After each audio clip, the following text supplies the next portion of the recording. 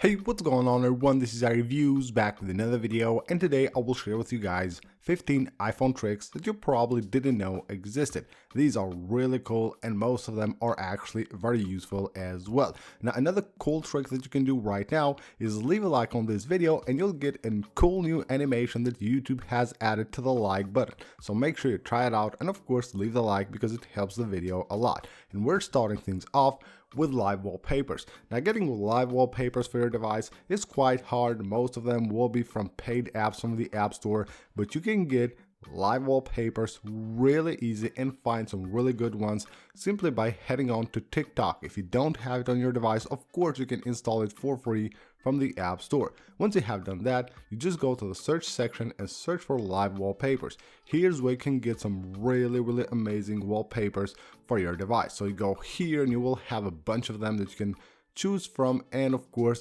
getting them and adding them to your device is very simple. All you have to do is just find the one that you want, tap on it, tap that little share button right there, and just tap right here where it says live photo. Tap there and this will be saved under the camera roll of your device. All that's left to do now is head on to the camera roll.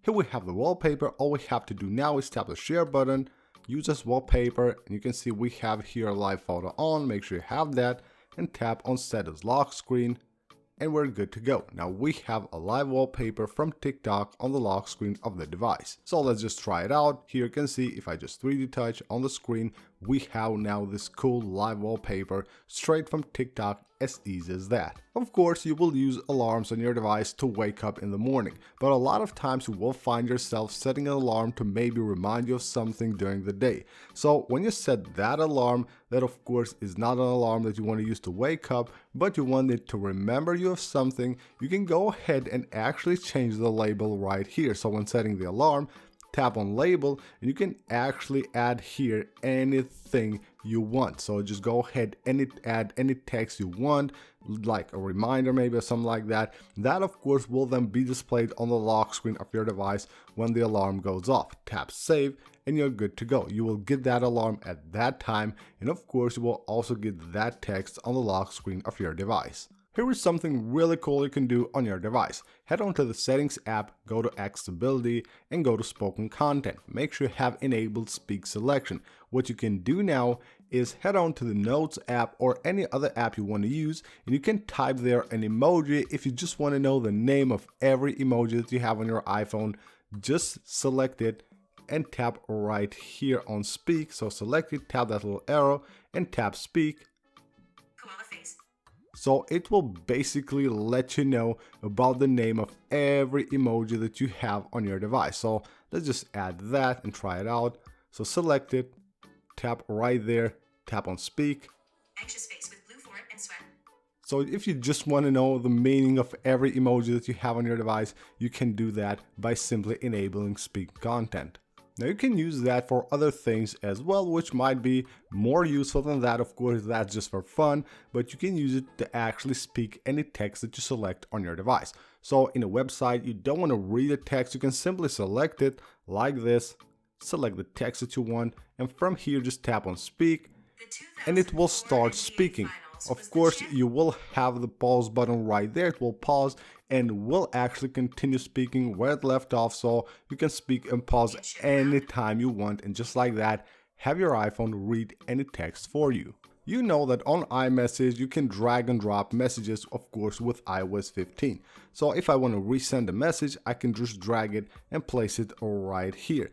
But did you know that you can actually do that with multiple messages? So just like you do with the icons on the home screen, you can drag a message like this, and you can also pick other messages just like that. So just tap on them. You can see we have now 4 messages, and I can release them here and add all 4 of them right here in the text field and send them just as a one message. That's very useful, and of course you can select any message you want here. Just tap on them, you can see images, messages, anything you want, and just add them right here. You might know this trick from the Spotlight search. When you're searching for an app, you can tap the go button on the keyboard and it will open the first app on the list. Well, you can do that with the app library as well. When you're searching for an app right here, you can just go ahead and tap on the go button and it will open the first app on the list. You can see even if there are more apps than just one, it will open the first app on the list all the time. As you can see on the thumbnail of this video, I have just discovered 2 new buttons on the iPhone. These are really cool. So whenever you're on the spotlight search, of course you will have the letters here which will allow you to jump to the apps starting with that letter. But did you know that actually we have a button here and a button here? So we're at the top of the list. If we would just want to go all the way down, all I have to do is just tap right here. You can see it goes all the way down, or tap up here. So you tap just above the letters or underneath the letters right here to go up and down on the list of the apps that you have on your app library. Alright, this one is just for fun. If you just want to mess with someone, or maybe you don't want someone to open a certain app on your device, what you want to do is create a personal automation, and from here go ahead and choose app. So choose the app. In this case I want to choose messages. So here we have messages, tap the done button and then tap next. What you want to do here is search for open app.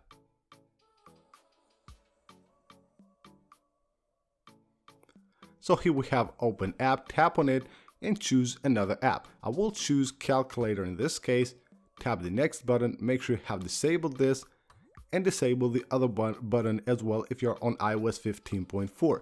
Now what this will do is anytime someone will try to actually open my messages app, it will just take them to the calculator app. So you can see how it works. Just like that, it won't let you open that app. It just switches to the calculator app, and that's really cool. So this will prevent someone from actually having access to one of your apps, or if you just want to mess around with someone, you can go ahead and do this. If you use the Files widget on your iPhone, there's a really cool thing that you can do. So when you go to the widget, you go to edit the widget, you can see what you have right here. You can use any of the location here, recents or your downloads, or if you scroll down here, then you will get an option called folder. So when you tap on folder, it will actually let you choose any folder that you have on the Files app and display the files from that folder right on the home screen of your device. So just like that, choose anything you want, tap the done button and you're good to go. You will have the files from that folder displayed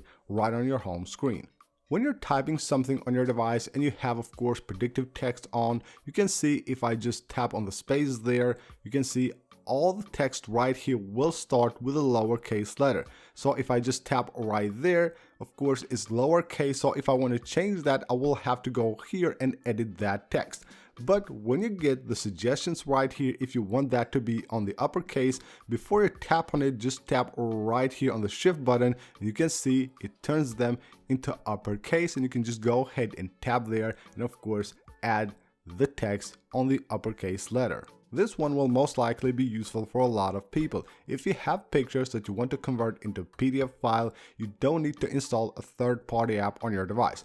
All you have to do is use the Photos app. Simply tap the select button. From here, select the pictures that you want to turn into a PDF file and tap the share button. From here, tap on print. Once you go here, you will see this interface. Just 3D touch on any of the images and then tap to open it. You will see right here we have these turned into a PDF file. So we have 4 pages here, of course, containing the images that we want to convert into a PDF file. Now to save this, just tap the share button and tap save to files and you're good to go. You can go ahead and of course add a name right there and just go ahead and save these as a PDF file on your Files app. As you of course know, with Safari on iOS 15, you can now customize the front page, the starting page on Safari. You tap the edit button, you can customize here the background, choose what you want to see the items here, from the series suggestions to your favorites, to your iCloud tabs and all that. But you will also have a button right here at the top. Now you can use the same start page, so you don't have to customize this on every device.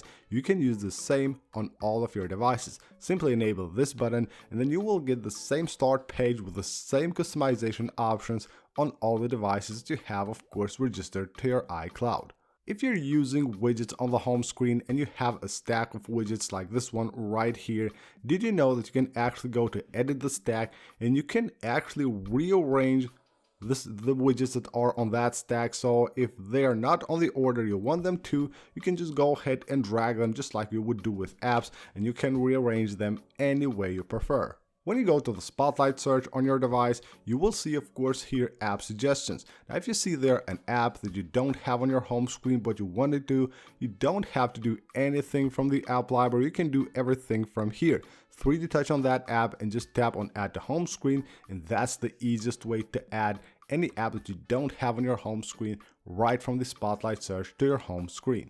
On the Notes app, when you're typing text, you will have, of course, different formats that you can add to the text, and you can do that by tapping the AA button. You will have all the different options right here.